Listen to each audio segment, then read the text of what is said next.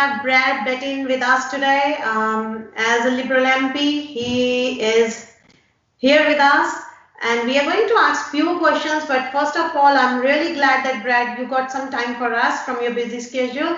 I know everyone is busy nowadays, busy while staying at home because everyone is busy in their own tasks. So first of all, are you enjoying staying at home?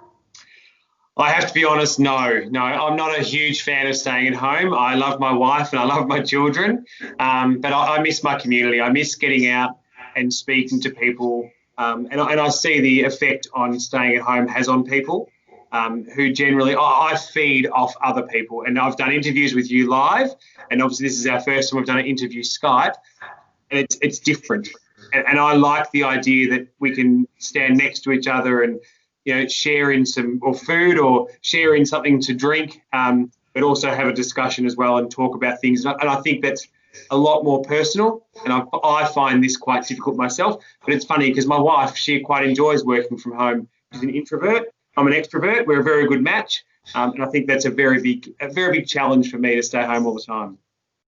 No, because different people have different opinions, because you said you enjoy going out and your wife enjoy working home. So it depends on person to person.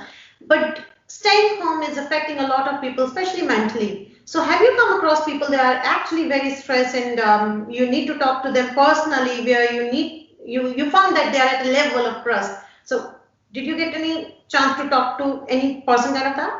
Yeah, we've spoken to a few, and we've had some very close friends who have also had some very big mental challenges during this time. And we've also had some that have contacted the office and spoken to us about some of the challenges with losing their business, losing their job, being unsure how they're going to provide for their family. And that's a really big concern for people. There's a lot of people out there who have provided for their family for such a long period of time, whether that's financially, stability, whatever they supply, whatever the part of their relationship is at home, who feel they can't do that now. And that's a really big concern for us. And when you speak to them, and unfortunately, I honestly believe the suicide rate in our area will dramatically increase. And I think it's something we need to do. So that means that's not just my responsibility. I'm going to put that back on. That's your responsibility. That's the responsibility of every person in our community. If you've got someone who you know is struggling a little bit, who might be a little bit lonely, just ring them. Use Skype, Zoom, FaceTime, whatever you want to use, but try and get some connection going, because that can be the difference between, someone taking the ultimate and going through and taking their life, or actually staying and hanging around because they know they've got someone who cares.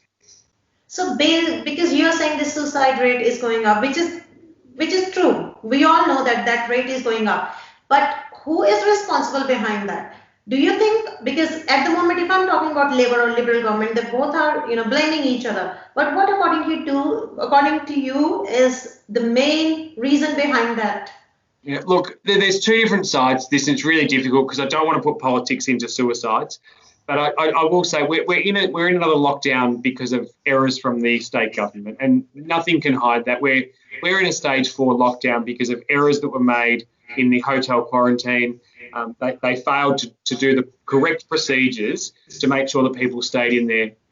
But there's also an element of it which I think has got to go back to the community, and you have to, as a community member, as a community representative, as someone, whether you're in a role of mine or a role that is whatever it is in your community that you do, you've got to stay connected. And if you want to reduce suicide rates now, I can't change what happened in quarantine.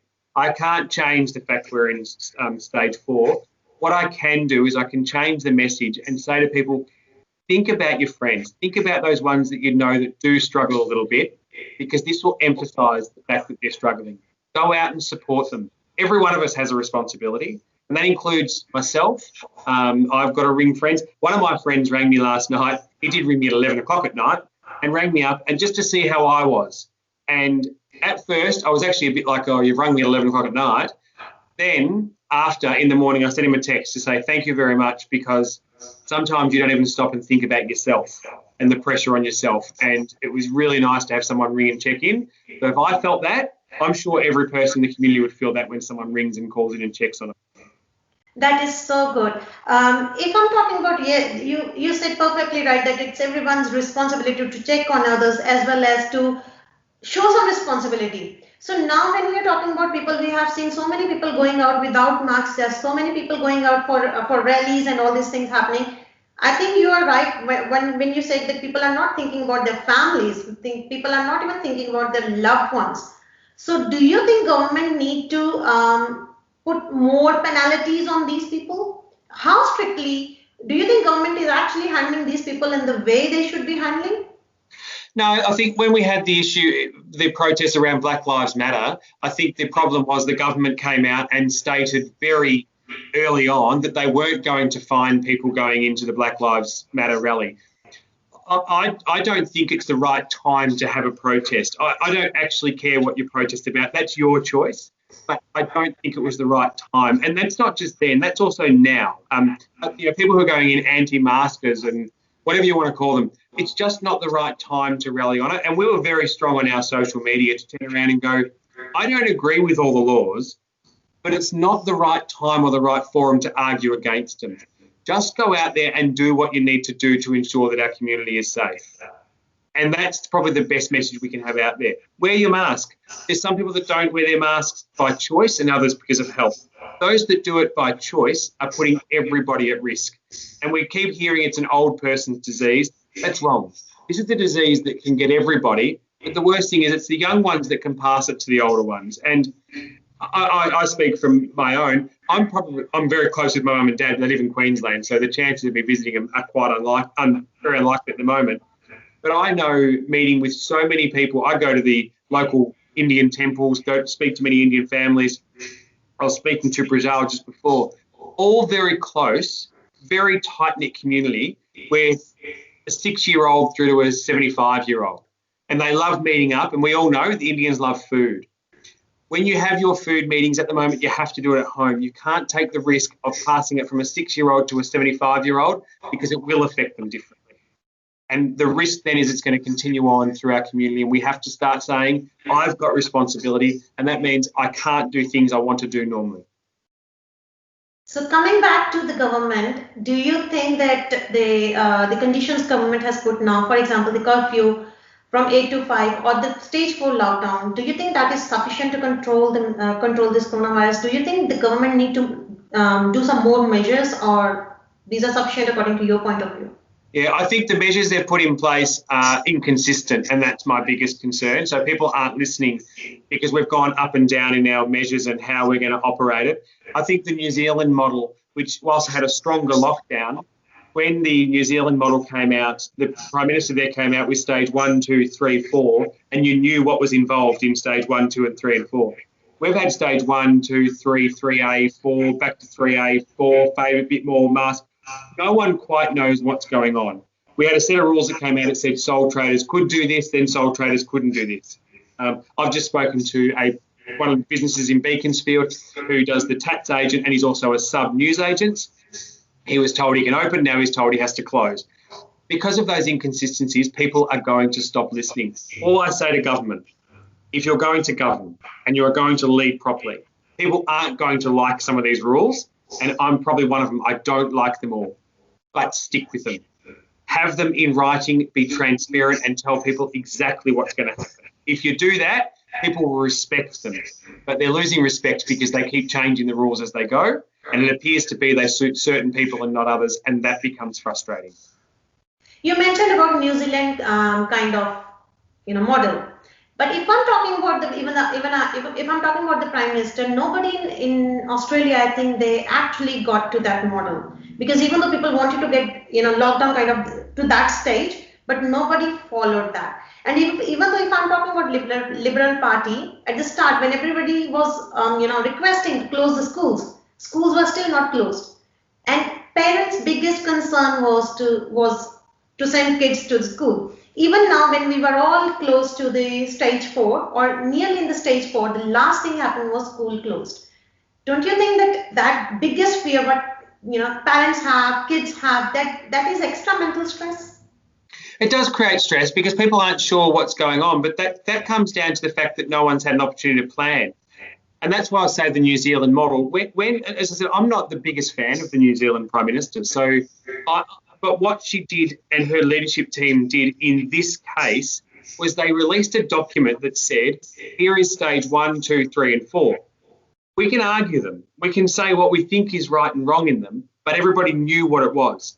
In Victoria, we've gone through this stage of closed schools, open schools, partly closed schools, partly open schools. This school can open, you can use it for this. Because it's so inconsistent, people get frustrated. And the reason they get frustrated is, why can you use the school and I can't? That's when they start to get concerned. And at first it was emergency workers. I have no issue. A police officer has to go to work. They need to have that education system. Then they started to say, well, of course, then there's other services. Well, why can't this service use it? Why can't this person use it? Why can't this? The government should have had in place, and they've had a long time to prepare. Yes, the disease, the virus is quite new. But the reality is we've had it going now for months. What has the Andrews Labor government done in the last few months to prepare a plan for if we went to stage 4? They're releasing what businesses are closing today, and stage 4 is, 10 days in? That's not appropriate. That's why people have lost respect for it. They haven't lost respect with the fact they have to do it. People understand they have to do it. They don't like it, but they have to do it. There's a lot of people out there that don't like wearing masks that will wear them because that's the right thing to do, but they don't like it. But our rules are so inconsistent. Just have some consistency. Have one message. And if people breach those rules, have penalties that make them not want to be penalised. That's the issue I have. So true. Now, if I'm coming, you talked about healthcare department, and you talk about emergency. If I'm thinking about that, nearly 2,000 healthcare workers are actually suffering with this disease. They are in hospitals now. They are either in isolation now. Those 2,000 could have looked after our community much better, but they themselves are suffering. If I'm talking about them, what facilities do you think government has given to them, or they needed to give what they have not given? First of all, and I can't say this, the AMA, the Australian Medical Association, have come out and said there was issues with access to PPE, the obviously protective gear, and what gear they could get. So that wasn't Liberals, that wasn't independents, that was the AMA, the Australian Medical Association, saying they had real concerns with what equipment was available. And the government's response was, we have 2 million masks in a warehouse. They're no good in a warehouse. You need to have them on the front line. Nurses, doctors, ambulance drivers, ambulance officers, all of those people who are out there protecting us, we should have the best equipment available to them to protect it. And we can make this stuff here in Australia. We don't have to order it in. We've got masks manufacturers here in Australia ready to take orders and have it ready, available straight away. I showed you, I've got a mask in my hand. This mask is not one that's suitable for a hospital, but it was made by a 14-year-old girl, I think she is. I'll check that age, I'll get in trouble. But she was 14 or 15 years old, and she's made that so I've got protection when I walk out in the street. If I can get the local stuff, I'm sure the government should have been able to deliver for our hospitals, because we need the nurses and the doctors on the front line. We can't afford to have them sick. That is so. If I'm talking about just about the public transport, I want to ask, because at the moment we have a curfew between from 8 to 5. But public transport is still running. Do you think that's something still we need to consider, that why public transport is still running and why government is paying towards that? Yes. So as I understand today, that the government has answered some of our questions in relation to public transport on reducing the ability or the amount of public transport after 8 p.m. You still have to have some public transport because you'll have emergency workers, etc., that will use, or essential workers, those that work in Coles, Woolworths and other supermarkets who work overnight to ensure that it's replenished for sale in the morning, particularly when we have panic buying. You want to make sure that everything's ready first thing in the morning. I just think it's really important we do have the public transport. But I think today, if I'm correct, the minister's come out today and supported our calls to say that we need to reduce that to make sure that we don't spend too much money on there, and you don't want it access for everyone all the time to make it so easy to move around. We want to reduce the movement around the state. Next thing is that elections are coming. So do you think it's a valid time, or do you think that needs to be postponed? Because not everybody can do online voting. We have different age group people, and not everybody have access to internet as well. So. Yeah. So Victorians one's not online. We actually do it all via mail. So it'll be mailed out to every person who's a registered voter. Will get mailed to them all the details they need, so they can vote from there. So honestly, I haven't really looked at it. I wouldn't have supported anything where you had to have online because a lot of people wouldn't have access to it at the moment. I wouldn't have supported a walk-up vote. But if it's a postal vote at this stage, I think it's going to go ahead anyway. But it's not something. It's not going to affect a lot of people as far as the way it goes. My only concern then is counting it. You're going to have to bring people in to count these votes, and that is encouraging a workplace, which is where we have most of our outbreaks, of a lot of people. But I think as long as they do that correctly, the right security and the right scrutineering to make sure that there's no issues with those votes later on, that people can say that it was any corruption. I think that's really important. Just one thing I want to ask, that at the moment I know that both parties are blaming each other. We know what happened and all this, and people are frustrated at the moment. They're looking for answers. But if we start from the start, that coronavirus came, so don't you think there was a lack of leadership at the time of Ruby Princess, the way that was held? The Ruby Princess up in New South Wales, there's a lot, obviously, an investigation underway, and I think that investigation will find the response wasn't the greatest when it happened, and I think there'll be some things to learn from that. One of the biggest issues on that one is actually the company, Ruby Princess, the company of Princess Cruises, failed to notify anyone that they had current cases on board, and that's the biggest issue that comes out of it. The next one is that if you know you've got, and I don't care, Liberal, Labor, I couldn't care if the Greens ran the government. If you are in charge of health, then you need to turn around to your department and say, there's any ship coming in, everyone must be tested and forced into isolation as soon as they come off, because they were the biggest breeding ground we had of COVID virus. So I think that'll come out in the reports. I think there'll be enough investigation from that I think those will be held accountable at the right time. Yeah, true. Thank you so much, Brad. And I think that's all for today. And thank you so much for your time. And I think we will connect like this again. No worries. Always happy to. Thank you very much for everyone who listens as well. It's fantastic to come on board. Thank you. ਜੇਕਰ ਤੁਸੀਂ Australia ਵਿੱਚ tax ਦੀ ਸਹੀ ਜਾਣਕਾਰੀ ਚਾਹੁੰਦੇ ਹੋ ਤਾਂ MSS tax service ਦੇ registered tax agent Manpreet Singh ji ਕਰ ਸਕਦੇ ਹਨ ਤੁਹਾਡੀ ਮਦਦ। MSS ਟੈਕਸ ਸਰਵਿਸ ਪ੍ਰੋਵਾਈਡ ਕਰਦੇ ਹਨ ਤੁਹਾਨੂੰ ਸਭ ਤੋਂ ਵਧੀਆ ਅਤੇ affordable service income tax preparation. ਸੰਪਰਕ ਕਰੋ MSS ਟੈਕਸ ਸਰਵਿਸ ਦੇ ਆਫਿਸ ਵਿੱਚ। MSS ਟੈਕਸ ਸਰਵਿਸ ਦੇ ਆਫਿਸ ਤੁਹਾਡੀ ਸਹੂਲਤ ਲਈ ਨੋਬਲ ਪਾਰਕ, ਮੋਰਡੀਆਲੋਕ ਅਤੇ ਐਪਿੰਗ ਵਿੱਚ ਸਥਿਤ ਹਨ। Phone number 0431457638